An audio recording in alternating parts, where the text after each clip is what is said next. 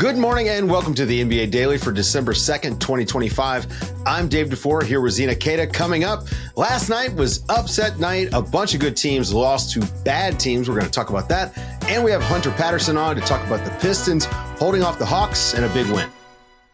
Good morning, everybody. Good morning, Zena. Hope you recovered from the weird night last night. It was very weird. Whatever you thought was going to happen, flip that on its head. I wanted to say, Thanksgiving hangover games or something like that. But no, all of these teams have played since Thanksgiving, including the Rockets they destroyed the Utah Jazz yesterday on Sunday before just looking completely out of sorts for most of the game and losing to the Jazz unexpectedly. If we were to rank the losses for the Rockets, the Lakers, the Bucks, and the Nuggets from last night, Zena, who had the worst loss to you? I think I got to go with the Bucks. Bucks. Well, it's the Wizards, you just got to look at the timeline here. So they lose 7 in a row, and they beat the Nets, and you're like, okay, they're going to come up here. They're about to play the Nets. They're going to the Washington Wizards. These are the 2 worst teams in the league right now. This is where you get your confidence back. It's the get-right games. It was the get-right games, exactly. And the fact that Washington had 2 wins on the season, and they didn't have Alex Sarr available to play. So it was like, oh, bet. That's a lock-in game, scheduled L for the Wizards. And what I love, the chef's kiss about the way that the Wizards won this game, it was behind the old heads. That's right. We've seen the shift of what the Bucks wanted to get rid of. The older guys away from Giannis, right? Replenish the team with some younger talent. And don't get me wrong, Kevin Porter came back in his second game off his knee injury, played phenomenally, 30 points, like 8 made threes. He was awesome. Don't get me wrong. But when you looked at the steady, heady, big plays down the stretch, Chris Middleton had the go-ahead 3-pointer and had a jump shot, got fouled to be able to even get them in the position to tie it up and then go into that 3-pointer that won the game. But then CJ McCollum, 28 points as well. These aren't the young guys taking over and beating this team. It was a balanced effort, but it was the old heads that were able to say, Giannis, you might miss us. Chris Middleton revenge game is always a fun time. Okay, so the Rockets, though, Zeno, what happened with them? They just completely crush the Jazz on Sunday. Kevin Durant's first game back, he looks amazing. You fast forward to Monday, they look bad, real bad to start the game. Kevin Durant winds up going 10 of 25. He does wind up scoring 32 points, but he did not look very sharp doing it. Meanwhile, the Jazz, just especially down the stretch, they were able to answer the Rockets every single time. Yeah, it was a balanced effort from the Utah Jazz, which you couldn't quite see that with Houston. I feel like Houston was really forcing shots, as you mentioned. It just didn't look as sharp offensively as what we've seen Houston be. This is why they were the 3rd ranked offense in the league. But against Utah, you just saw the pressure outside, particularly really make Houston uncomfortable and trying to set up whatever they want to do outside. Kevin Durant was turning the ball over. There was a lot of one-on-one ISO opportunities. They started strong, don't get me wrong, but then there was a run at the top of the second quarter that Utah literally just tapped into everyone down their stretch. It was Lauri Markkanen, Yusuf Nurkic, everyone had a few layups, a few shots. Mikhailuk, Keontae George, had 3-pointers in that run, and they kept that run. They were able to sustain that run, and that's huge for Utah to have young guys that have really struggled to close all season long to be able to keep and sustain that lead against Houston. But the biggest difference, I don't want to put too much stock into this loss for Houston. Number one, it was a back-to-back. Houston hasn't had many back-to-backs. They're actually pretty behind in comparison to the rest of the league in the amount of back-to-back games they've had this season. But second game of back-to-back, and then the biggest factor, Keontae George. The night before, night and day difference. Zero for points, 2 assists, 8 turnovers. He did not have a good game. And the Utah Jazz overall did not have a good game. The ball was not hopping the way we saw it last night against Houston versus the next night. 28 points, goes off, making threes, dunks in transition, going on people's heads. He was everywhere. where, getting to his spots. It was a lot of fun to watch Utah, but I'm not putting too much in this. No. And for real, like they had a back-to-back with the same team on the road. You're probably going to lose one of those. And Utah they're a decent team. They're really not awful. I mean, Lauri Markkanen is a very good player. And we talked about Keontae George and some of the stuff that he's shown this year. You can't win every game, but hey, big win for Utah. I'm going to change my tune for the Denver Nuggets, because the Denver Nuggets losing to the Dallas Mavericks is just downright sad. They've lost 4 straight games at home. The Denver Nuggets are supposed to be one of the title favorites. And I understand, look, they're down 2 starters. They're down Christian Brown and they're down Aaron Gordon. And it is killing their defense. But so is Nikola Jokic. Nikola Jokic is killing their defense. I mean, someone put together a supercut from one of his games the other night, and it is awful. I mean, it is just like, please try. Just try. But Denver, not looking great. On the other hand, the Mavericks might have found, like a little bit of footing here, right? We talked about Cooper Flagg coming in a little bit out of position. Hey, you're going to be the point guard. As soon as they've paired him with guards regularly, he has been fantastic. And I thought last night, again, he is on a run now of just putting together complete game after complete game after complete game. He was great. Mavs' best game of the season, maybe. Yeah. Absolutely. Favorite statistics or like stat facts coming out of this game. Ryan Nembhard, first point guard in NBA history to record over 25 points, over 10 assists with 0 turnovers on 100% true shooting. First point guard in NBA history. Okay. Then let's keep it going. Ryan Nembhard is the first rookie to have a game with more than 25 points, more than 10 assists with 0 free throw attempts since, take a wild guess. Steph Curry. His brother, Andrew, in 2023. Okay. Isn't that great? I just love how much Ryan Nembhard has just like risen to the occasion. This guy's on a 2-way, by the way. Like Dallas is going to have to sign him before he gets to that 50-game mark. He's on a 2-way. He has earned the trust of Jason Kidd because he is a heady player. He is just like his brother.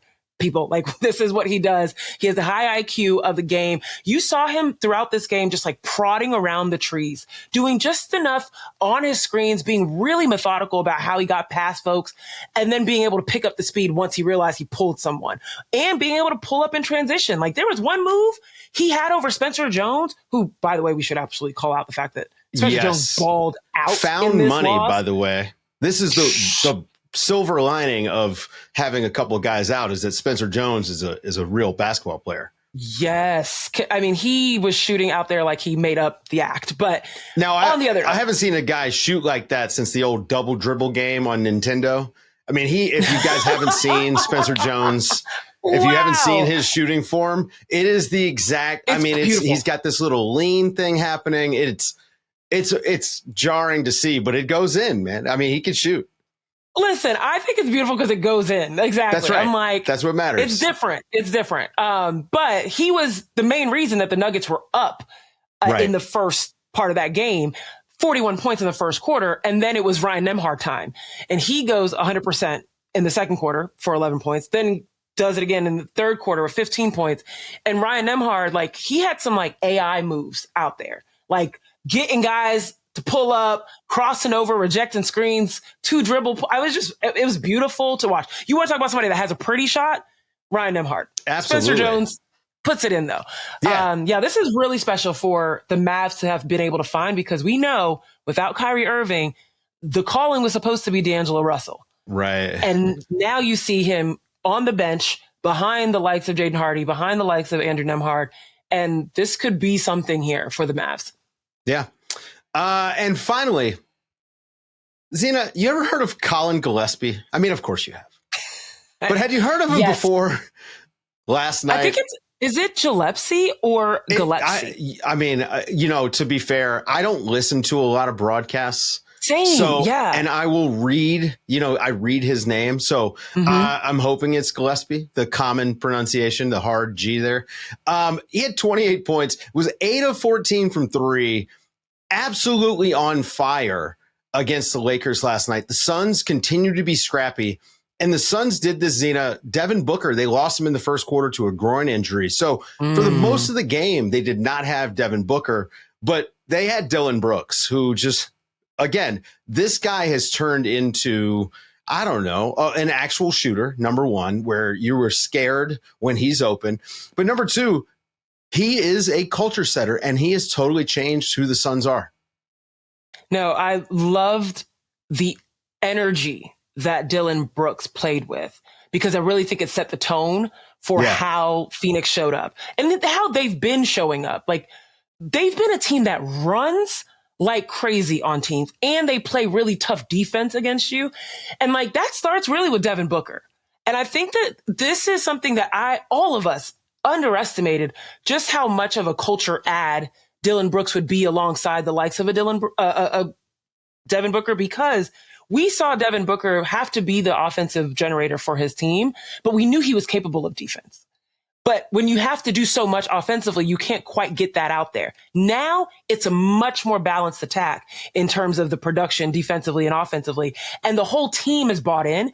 And when you've got Dillon Brooks practically growling after he's scoring or getting in passing lanes, like, it just energizes you in a different way. And then you already have the athleticism of your bigs like Mark Williams. And then you add in Ryan Dunn and Iguodaro, and you also have the scoring capability of Holland. It's like, yeah, this makes a lot of sense that they're running teams out and they're performing incredibly well in the West. Yeah, I mean, look, he was 8 of 14 from three. He had a really nice finish late in that game. I mean, it wasn't even close for most of the second half. Oh, I did listen to that broadcast at the end. And I just love this godlike range.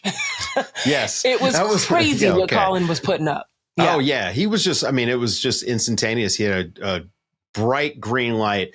And we should note, LeBron James, 10-point streak, still alive. So it has been going since the Bush administration, folks. Wow. Yeah. That is a joke.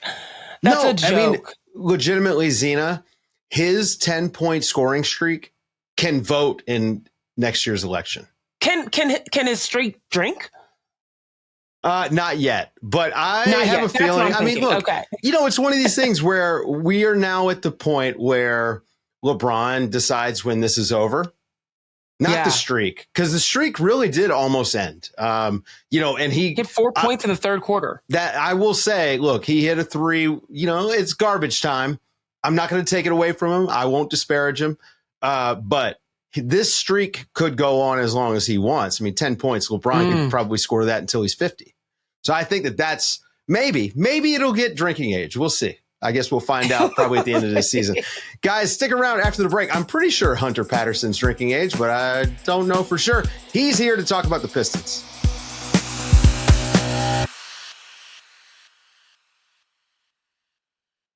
Zena, we like to pick our favorite teams around here. And last night had a pretty fun game. Our Pistons and our Hawks without Trae Young. I know. And our man, Hunter Patterson, was in the building for it. Hunter is here. The Pistons, look, man, they've won 15 of 17, get a big win over a really tough Hawks team, thanks to Cade Cunningham taking over the last 3.5 minutes of this game. Tell me about these Pistons, man. It's been a minute, but they keep winning. It seems like they just love muddied up, kind of not clean games that always come down to the wire. This kind of just seems like the norm with them. But they did have a different closing lineup than they usually do. Duncan was out tonight. He missed his first game of the season with an ankle sprain. Mm-hmm. And they ended up closing the game with Cade, Asar, Karis, and the double big lineup, they like to call it, between Stu and Duren. And JB mentioned postgame that lineup just gives them a lot of versatility on both ends of the floor. It allows them to get out and run where they're best in transition. So I think although it came down to the wire like they usually do, this was just kind of another win where they were able to figure it out in an unconventional way. I love the JD and Stu lineup. I'm going to dig deeper into finding out more about how they match up as a double big lineup in comparison to others, because the fact that Stu can hit that outside shot as well as bang down low in the post and rebound so hard alongside what we saw Jalen Duren pulling out his handle against the Hawks as well, dribbling baseline, going past folks. I mean, a crossover that I did not know was in his bag. So I do love the fact that the bigs are doing their thing. But I'm focusing on this backcourt situation. Like, Cade Cunningham, most fourth quarter points this season, third most points in the clutch. And we know when you're thinking about a team that has championship aspirations, which they all do, but teams that are actually close to it, teams that only have one closer limits them, right, in the long term. And I'm looking at Cade. We know he's been a closer. He's capable of doing this. But we're seeing, Karis LeVert pick up a little bit more of his production alongside him. There's more options, I think, that are rising as a second option alongside Cade. But this has been a thing. Anyone on your radar that you see that could be that next person alongside Cade so he doesn't have to shoulder that burden, particularly in the fourth quarter in the clutch?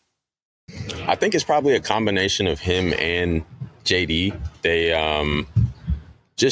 They connect well in pick and roll situations. Like you mentioned, JD was taking Moge off the dribble. He was even kind of getting to it with Big O, Onyeka Okongwu, getting past him, and he's just showing more versatility as far as his ball handling. I won't say 3-level scoring because he mentioned the 3-point shot, but he hasn't really taken many of those, if any, this season. Yeah. But that's the only reason I don't have him on my radar is that second option, because he can't hit that outside shot consistently just yet. Right. But yeah, I do like JD. Yeah, he's one option. I think Karis, he's shown over his career, he's had the ability to go for big games. He's still kind of in the process of just finding out where he's best with this Pistons team. But I think as of now, it seems like it's shaping up to be Karis.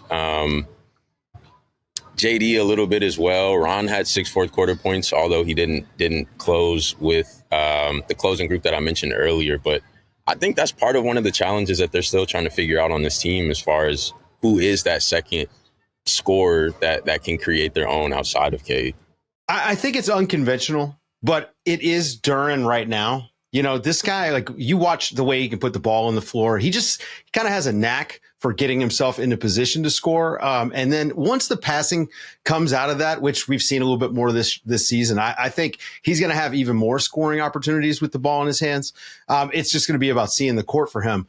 But I want to talk about this Pistons defense, because right now, like, they've got the 3rd ranked defense in the league. They just held the Hawks to 98 points. That's only the second time all season that the Hawks have been held under 100. And they're running, like you said, this big lineup that they're running out there with Cade Cunningham, Beef Stew, Isaiah Stewart, and Jalen Duren. That's so much rim protection. They had 9 blocks in the game against the Hawks, one of the longest and most athletic teams in the league. They don't get blocked a ton. And Jalen Duren didn't have one. I mean, that just tells you, like, they are just have a glut of rim protection. How are you feeling about their defense up front and on the perimeter? I mean, is this a team that by the time we get to the playoffs, we're talking about them as maybe the best defense in the Eastern Conference? They could be. And I wouldn't be surprised if they were, because Stu had 5 blocks tonight. Cade had 3.